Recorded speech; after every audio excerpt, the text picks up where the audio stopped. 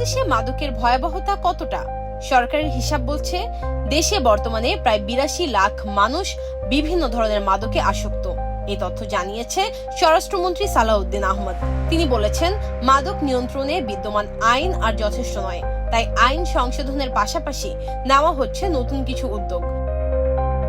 সচিবালয়ে এক অনুষ্ঠানে তিনি বলেন, বিশেষ করে সিনথেটিক ও সেমি সিনথেটিক মাদকের বিস্তার উদ্বেগজনক হারে বেড়েছে, আর এসব মাদক নিয়ন্ত্রণে আইন শৃঙ্খলা বাহিনীকে প্রায় সংঘবদ্ধ ও সশস্ত্র চক্রের মুখোমুখি হতে হচ্ছে, যে কারণে মাদকদ্রব্য নিয়ন্ত্রণ অধিদপ্তরের কর্মকর্তাদের অস্ত্র দেওয়ার বিষয়টি বিবেচনা করছে সরকার। শুধু অভিযান নয়, বিচার প্রক্রিয়াতেও বড় পরিবর্তনের কথা জানিয়েছে স্বরাষ্ট্রমন্ত্রী। তিনি বলেছেন, শুধু ঢাকাতেই মাদকের প্রায় ৮০,০০০ মামলা বিচারাধীন।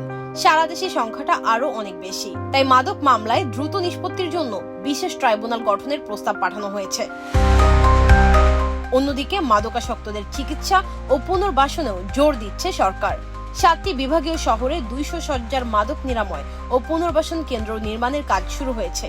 এ প্রকল্পে ব্যয় ধরা হয়েছে ১,৪১৩ কোটি টাকা। এছাড়া বেসরকারি পুনর্বাসন কেন্দ্রগুলোকেও সহায়তা দিতে অনুদানও দেওয়া হচ্ছে। মাদক বিরোধী অভিযান, আইনের সংস্কার, বিশেষ ট্রাইব্যুনাল এবং পুনর্বাসন সব মিলিয়ে সরকার এখন দুদিকেই জোর দিতে যাচ্ছে।